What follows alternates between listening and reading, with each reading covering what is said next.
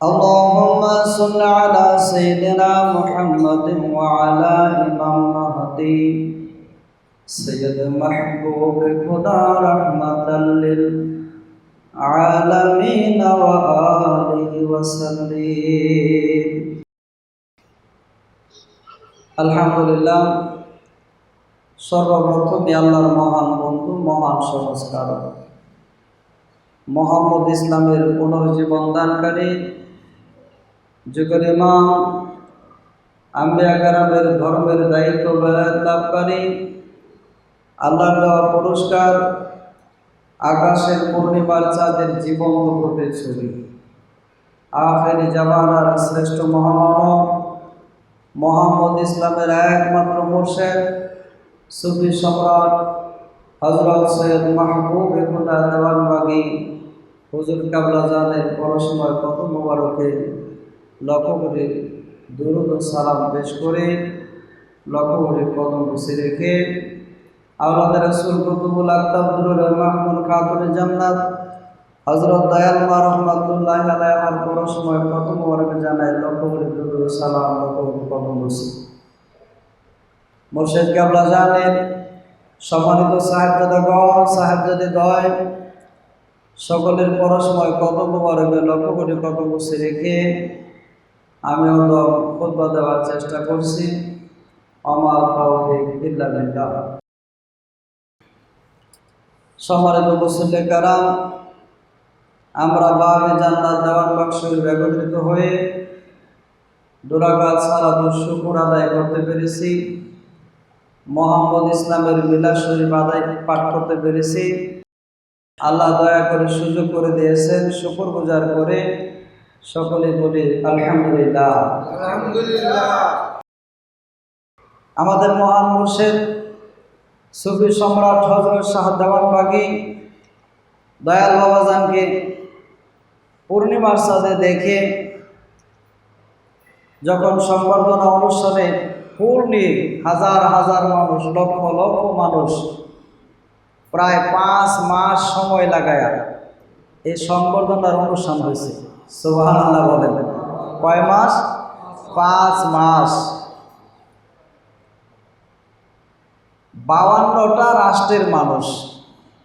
তাফসীরে সুফি সম্রাট দেওয়ানবাগী এই কিতাবের মধ্যে উল্লেখ করা হয়েছে 52টা রাষ্ট্রের মানুষ আমাদের মহান মুর্শিদ বাবা দেওয়ানবাগীকে এই সংবর্ধনা দিয়েছে। কিসের জন্যে? পূর্ণিমার চাঁদে ওনাকে দেখে। বাবাজান দয়া করে বলছেন যে পূর্ণিমার চাঁদে আমি গেলাম কোন সময়? আমি তো বাবুর রহমত দেওয়ানবাগ শরীফে ছিলাম। পূর্ণিমার চাঁদে যাকে দেখছেন সেটা আমার রক্ত মাংসের দেহ না, সেটা হলো আমার আলোক দেহ বা নূরের দেহ। ওখানে যে চেহারা দেখছেন সেটা আমার এই রক্ত মাংসের চেহারা না, সেটা হলো একটা নূরময় সত্তা, নূরের চেহারা। মূলত ওই নূরের চেহারাটা আমি দেওয়ানবাগীর চেহারা না, আমার সুরতে স্বয়ং আল্লাহর চেহারা। সুবহানাল্লাহ। ফাআইনামা তুওয়াল্লু ফাসাম্মা ওয়াজহুল্লাহ, ফাআইনামা তুওয়াল্লু ফাসাম্মা ওয়াজহুল্লাহ। রাব্বুল আলামিন বলছেন তোমরা যেদিকে চক্ষু ঘোরাও সেদিকে আল্লাহর চেহারা রয়েছে। আসলে যাদের অন্তরের চক্ষু খোলা আছে, আমাদের এই দেহের ভিতরে আরেকটা চক্ষু আছে, সেটা হলো আত্মার চোখ। দেহের ভিতরে আরেকটা দেহ আছে, সেটা হলো আত্মার দেহ। দেহের ভিতরে আরো হাত আছে, সেটা আত্মার হাত। আরো হাত আছে আত্মার জবান, আত্মার চোখ, আত্মার নাক, আত্মার কান, আত্মার পা। অর্থাৎ বাবা দেওয়ানবাগী বলতেছেন আপনার এই দেহের ভিতরে আরেকটা দেহ আছে, সেটা হলো নূরের দেহ। সেটা কিসের দেহ? সেটা নূরের দেহ। ওই নূরের দেহের ভিতরে নূরের চোখ আছে।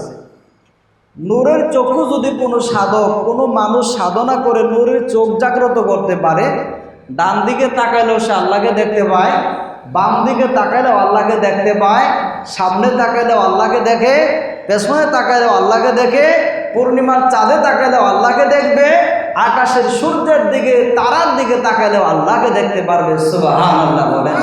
যত সৃষ্টিরাজি আছে সমস্ত সৃষ্টিরাজির মাঝে সে আল্লাহর অস্তিত্ব খুঁজে পাবে।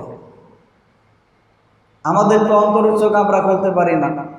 অনেকে স্বপ্নে আমরা অনেক কিছু দেখি, কিন্তু জাগ্রত হইয়া দেখি না।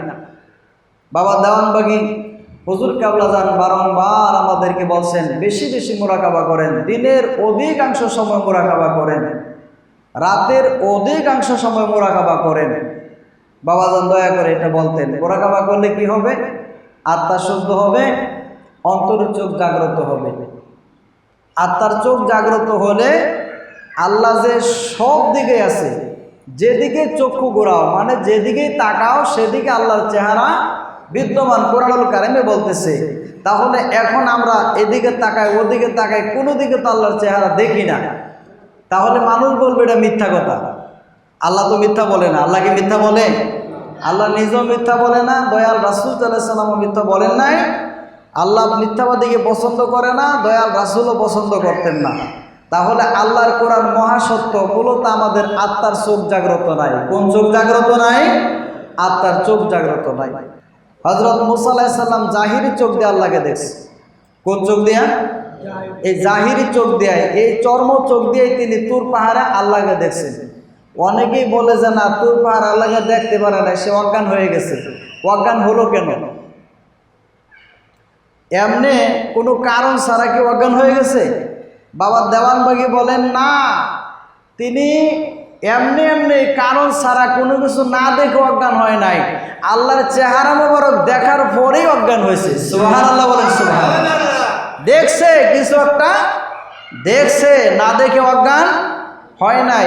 ওই যে দেখছে, এটা কিন্তু এই চর্ম চোখ দিয়ে দেখছে, আত্মার চোখ না।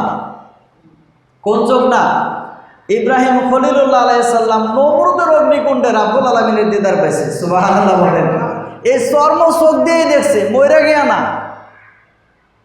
মরার পরে তো অনেকের আত্মার চোখ দিয়ে অনেকেই হাসরের ময়দানে আল্লাহর দেখে, মরার পরে না। ইব্রাহিম আলাইহিস সালাম কি আগুনের মধ্যে ফেলাইছে জিন্দা থাকতে না মাইরা? জিন্দা ফেলাইছে না? জিন্দা অবস্থায় ফেলাইছে। রাব্বুল আলামিন তার সামনে দাঁড়ায়, আগুনের মধ্যে দাঁড়ায় বলতে, হে আগুন, আমার বন্ধুর জন্য তুমি নাতিশীতোষ্ণ হয়ে যাও, আরামদায়ক হয়ে যাও, শান্তিদায়ক হয়ে যাও। সুবহানাল্লাহ বলেন। হযরত ইউনূস আলাইহিস সালাম মাছের উদরে, মাছের পেটের ভিতরে চর্ম চোখ দিয়ে আল্লাহকে দেখছে। ইউনূস আলাইহিস সালাম দোয়াটা এমনি এমনি পারে নাই, তাকে শিখাই দেওয়া হয়েছে, হে ইউনূস, মাছের উদর থেকে বাঁচতে হলে এই দোয়াটা করো। আমরা এই দোয়াটা এখন ওই বিছনা শয্যাশায়ী হয়ে গেলে অনেক রোগী আছে, ওই রোগীদের সুস্বাস্থ্য কামনায় যাতে সুস্থ হয়ে যায়, এই জন্য এই দোয়াটা আমরা বেশি বেশি করি। লা ইলাহা ইল্লা আনতা সুবহানাকা ইন্নী কুনতু মিনাজ জালিমিন। আবার মুসিবত আসলে আমরা এটা দোয়াটা পড়তে থাকি।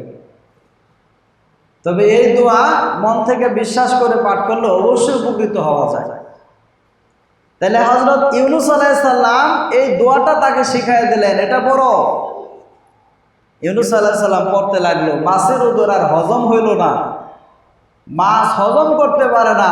40 দিনের দিন তাকে মাছ উবলায়া সাগরের কিনারের মধ্যে রেখে গেলেন। সুবহানাল্লাহ। তাহলে হযরত ইউনূস আলাইহিস সালাম দেখলো চর্মচক্ষু দিয়া, হযরত ইব্রাহিম খলিলুল্লাহ আলাইহিস সালাম দেখলো চর্মচক্ষু দিয়া, হযরত জাকারিয়া আলাইহিস সালামকে যখন দাওয়া করা হলো কতল করার জন্য, মেরে ফেলার জন্য, গাছের ভিতরে লুকাইলেন। গাছের ভিতরে লুকাইছে, মানুষ তো দেখছে যে এই গাছের ভিতরে লুকাইছে। এখন তারা পরামর্শ করলো যে গাছের ভিতরে লুকাইছে, তা তো সারাসারি নাই, গাছের উপর দেখতে গিয়ে করার দিয়ে চিরা নিচে আনবো, দেখি পরে কই যায়। রাব্বুল আলামিন বললো, আল্লাহ এই কি বলতেছে? আমার বলে মাথা আগের থেকে গাছের উপর থেকে একেবারে সরাসরি চিরা ফেলে, উফ শব্দ পর্যন্ত করতে পারবা না, করলে তোমার নামটাই কাটা যাবে নবুয়তের দপ্তর থেকে। সুবহানাল্লাহ বলেন। ওই আল্লাহ দিদার দিয়া তাকে বলে দিলেন, তুমি ধৈর্য ধারণ করো, আমি তোমার সাথে আছি।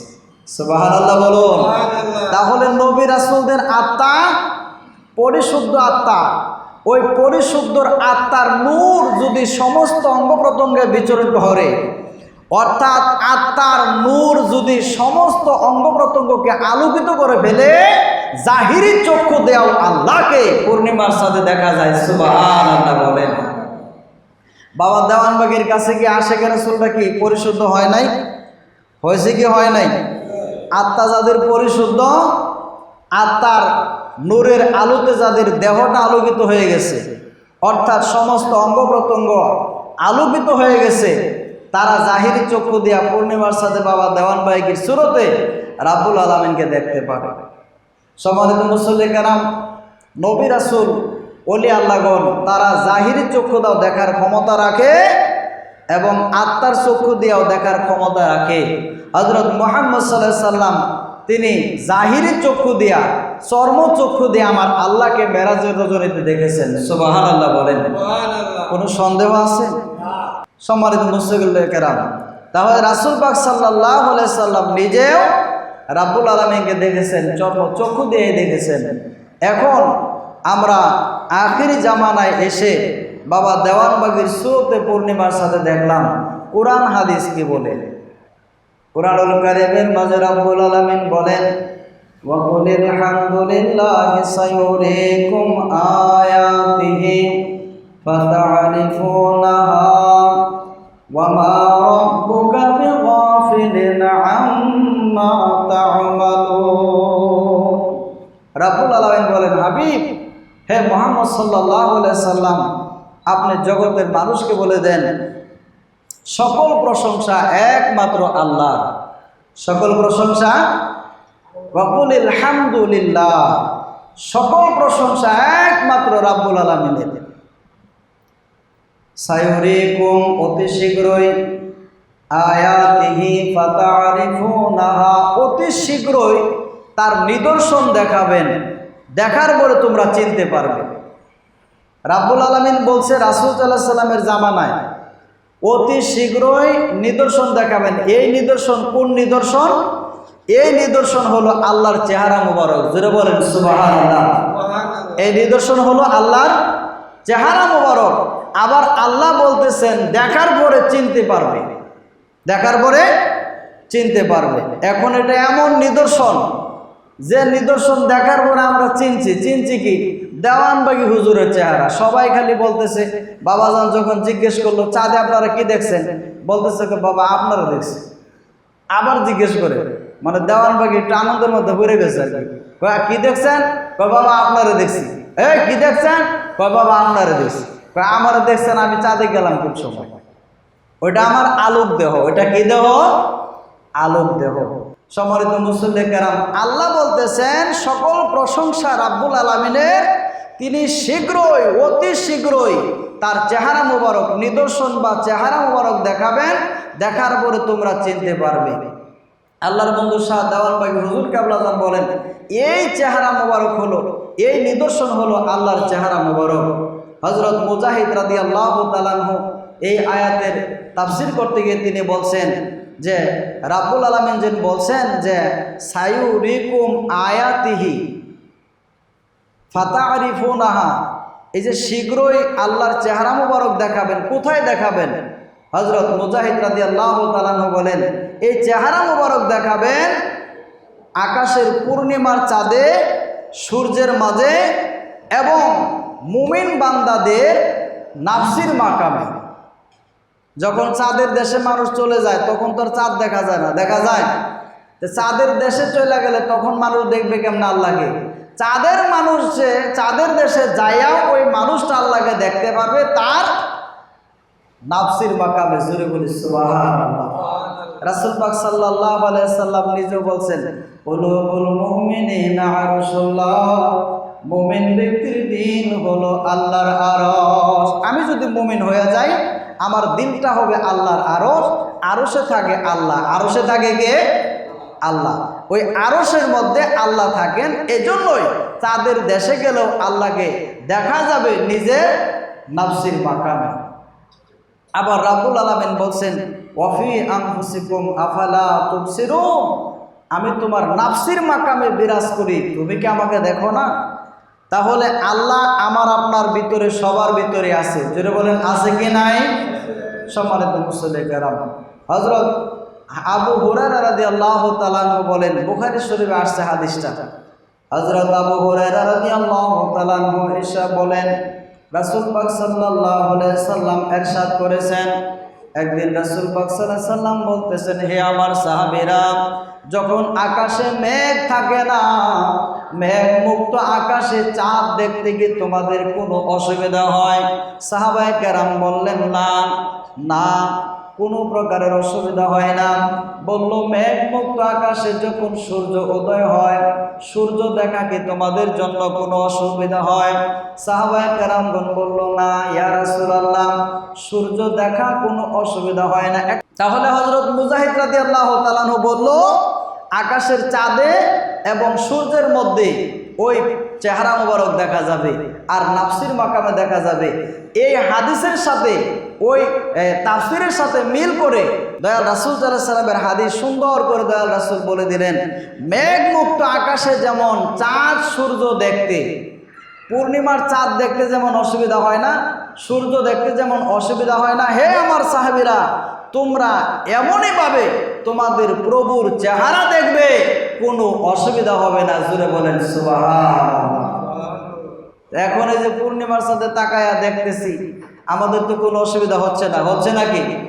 যারা সূর্যের দিকে তাকায়, সূর্যের দিকে তাকাইলেও অনেকেই দেখতে পারে চেহারা মোবারক।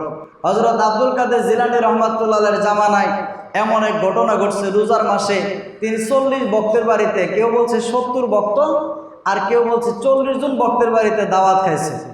তে দাওয়াত খাইছে খাদেম, যিনি খাদেম উনি ইফতার করছে আর কি। খাদেম বলতেছে, আমি ওনার বাড়িতে ইফতার খাওয়াইলাম, আর উনি কি বলে 40 জনের বাড়িতে বলে ইফতার করছে। হ্যার ভিতরে ঢুকছে আর কি, মানে একটু অবিশ্বাস ঢুকছে যে হুজুর বেদই মাফ করবেন, আমি না আপনার ইফতার খাওয়াইলাম, আপনি না আপনার বাসায় ইফতার করলেন।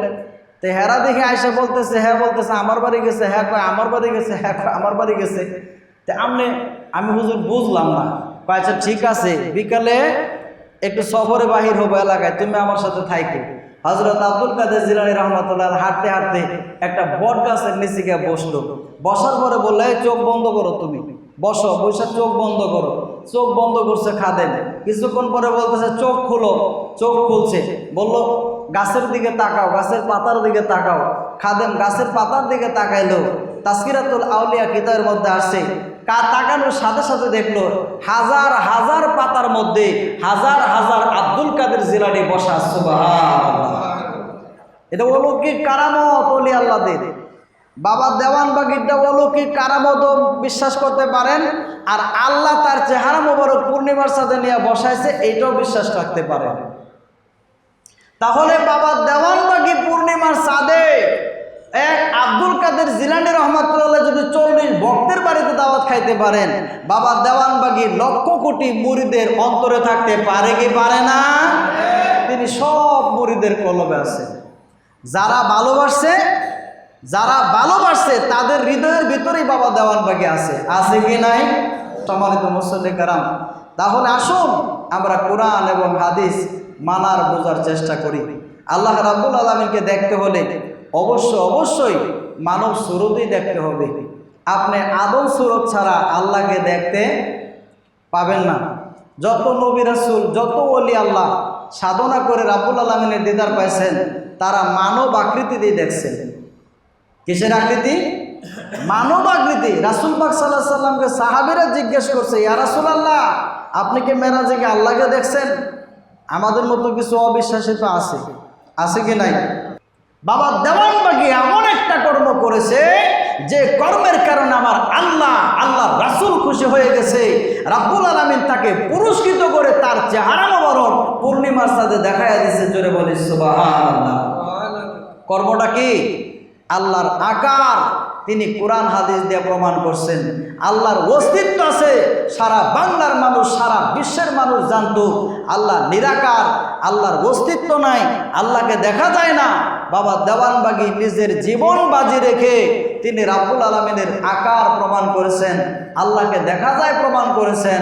বাবা দেওয়ানবাগীকে বলছেন যে আপনার জীবন বাজি রেখে আমার অস্তিত্ব, আমার আকার আপনি প্রমাণ করেছেন, বিশ্বের মানুষের কাছে তুলে ধরেছেন। আমি খুশি হয়ে, রাজি হয়ে আপনার চেহারা পূর্ণিমার সাথে তুলে ধরলাম। সম্মানিত মুসল্লি কেরাম, এটা পুরস্কার করছেন বাবা দেওয়ানবাগীকে। বাবা দেওয়ানবাগীকে পুরস্কৃত করছেন রব্বুল আলামিন তার কাজে খুশি হয়ে। সম্মানিত মুসল্লি কেরাম, তাহলে আমরা প্রত্যেক মাসে পূর্ণিমার চাঁদ আসলেই পূর্ণিমার চাঁদের দিকে মাগরিবের পরে বা এশারের পরে এক দৃষ্টিতে তাকায় থাকবো, এক দৃষ্টিতে। যারা দেখতে পারি আলহামদুলিল্লাহ, যারা দেখতে পারেন না আজিজি করবেন। ওগো আল্লাহর বন্ধু, দয়া করে আপনার চেহারা মোবারক পূর্ণিমার চাঁদে দেখার সুযোগ করে দেবেন। আজিজি করতে পারবো কি পারবো না? দরকার আছে, সবাই আজিজি করবেন, বেশি বেশি দেখার চেষ্টা করবেন।